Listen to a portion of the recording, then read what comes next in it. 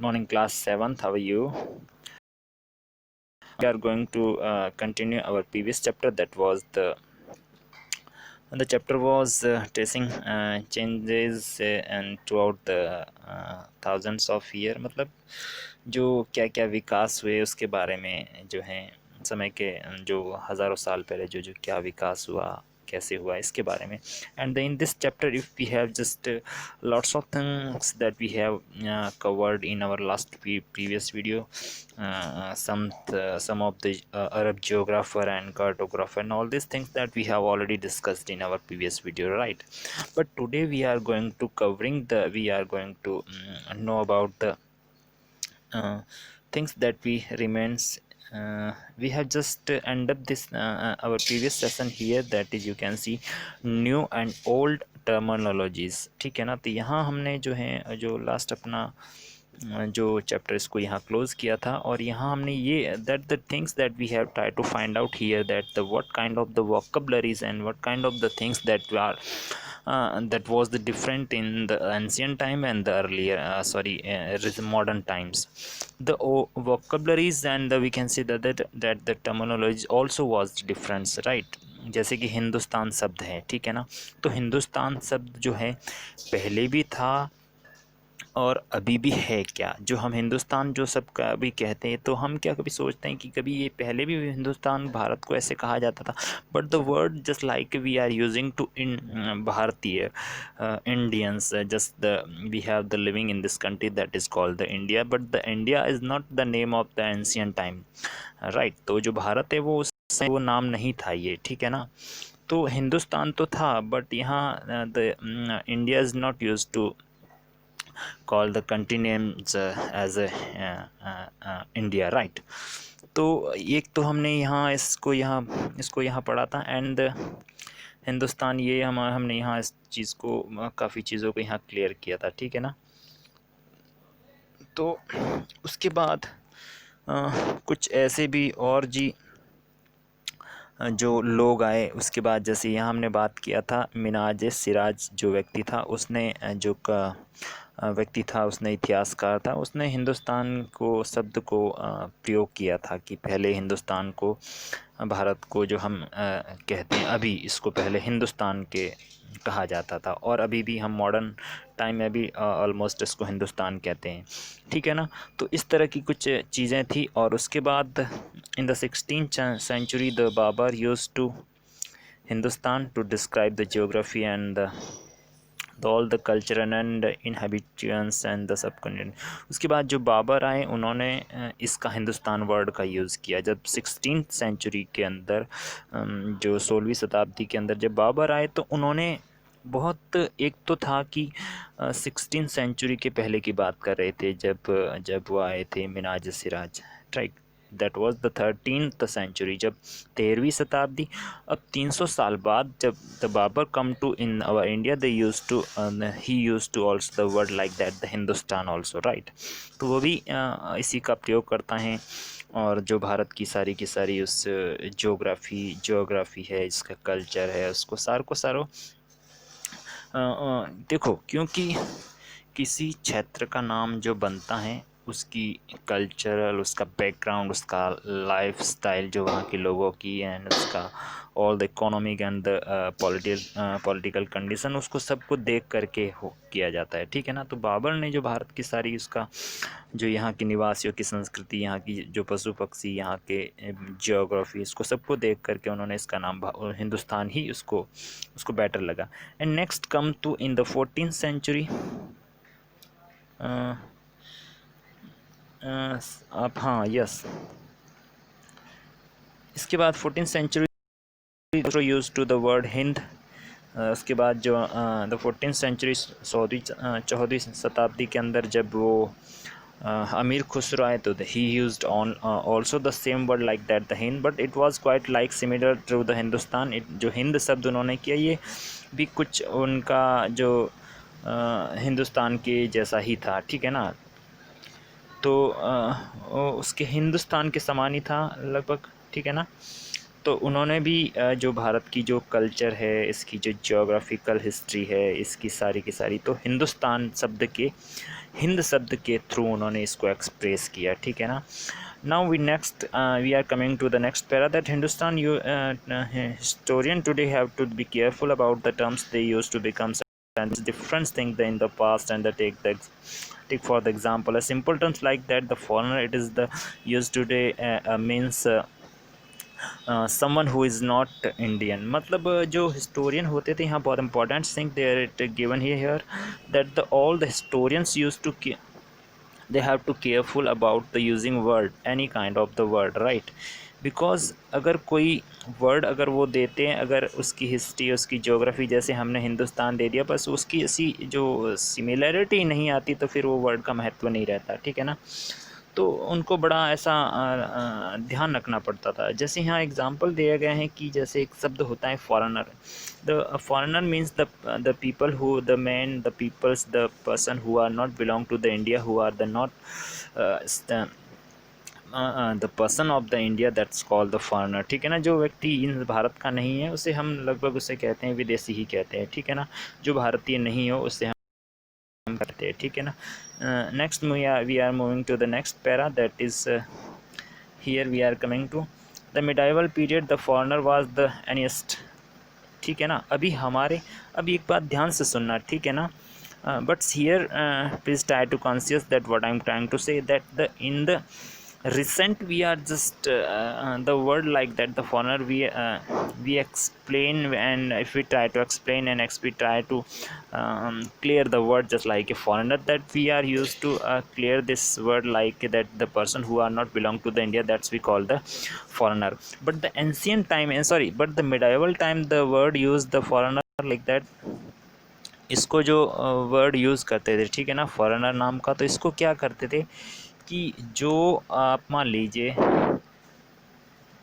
हाँ, जो व्यक्ति किसी गांव में आने वाला हो, कोई अनजान व्यक्ति हो जो समाज या संस्कृति का अंग नहीं हो, जैसे कोई भी व्यक्ति उसकी कल्चरल एंड जो उसकी मतलब आप मान लीजिए संस्कृति और समाज का उस मैच नहीं करता है कोई वर्ड, ठीक है ना।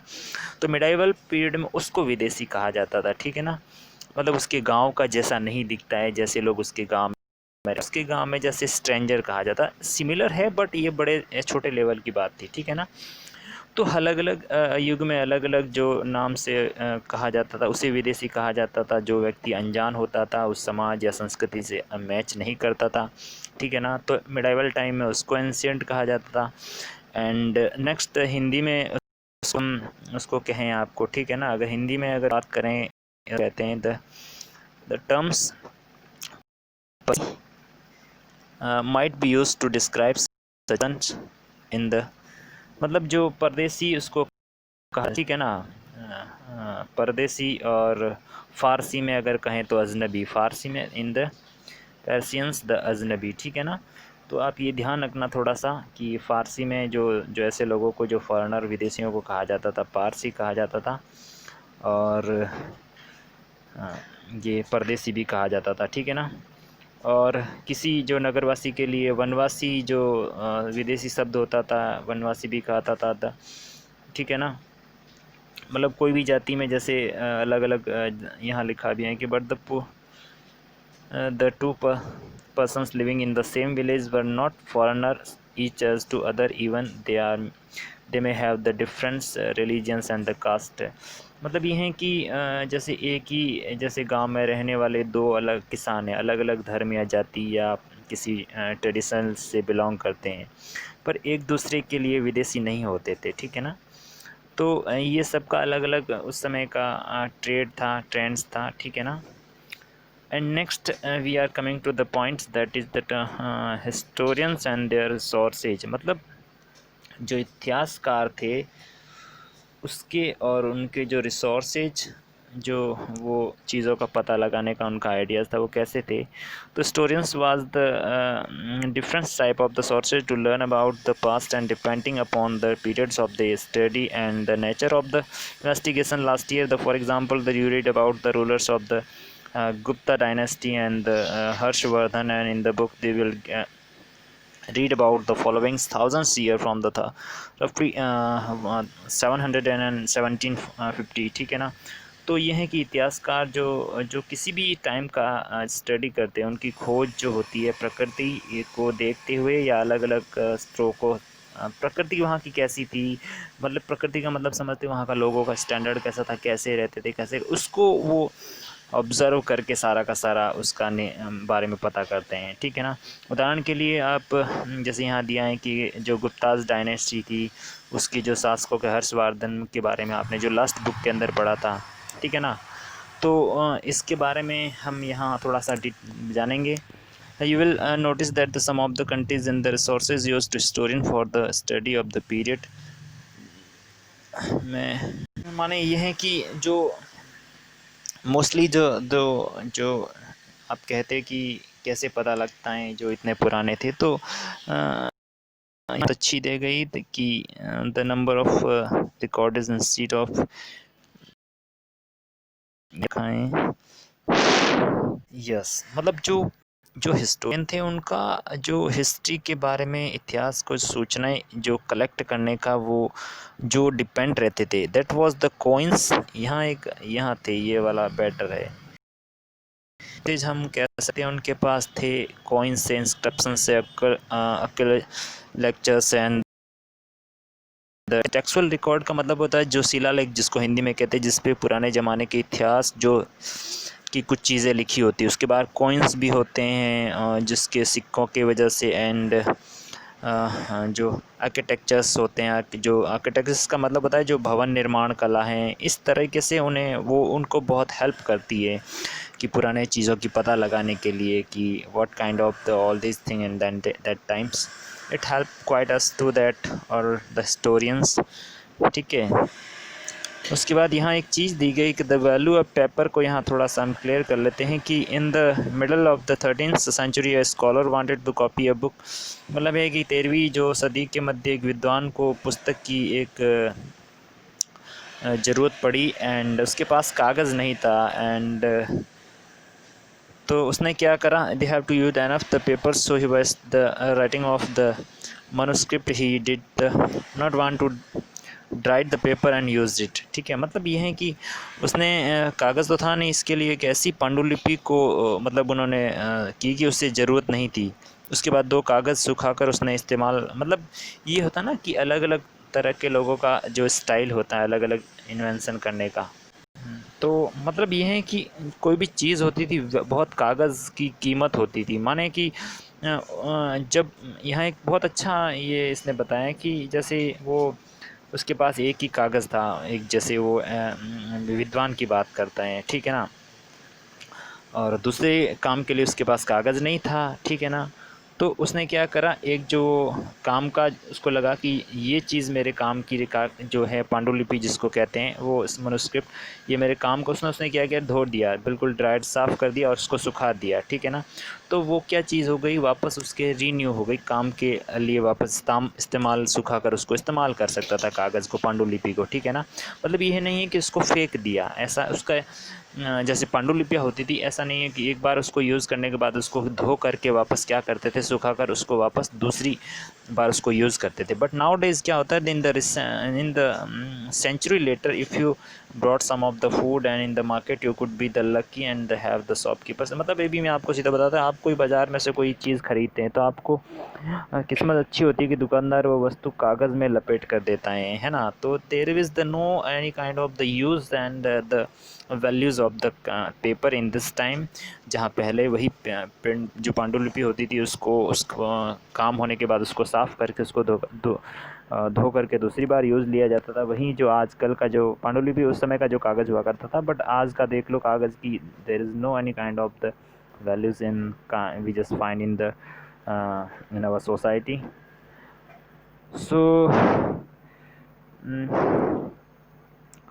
I think today that's enough, and in our next upcoming video we will discuss about all these things, and today is enough for you.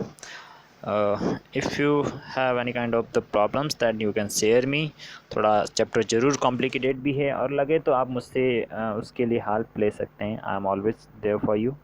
Now have a good day and good bye.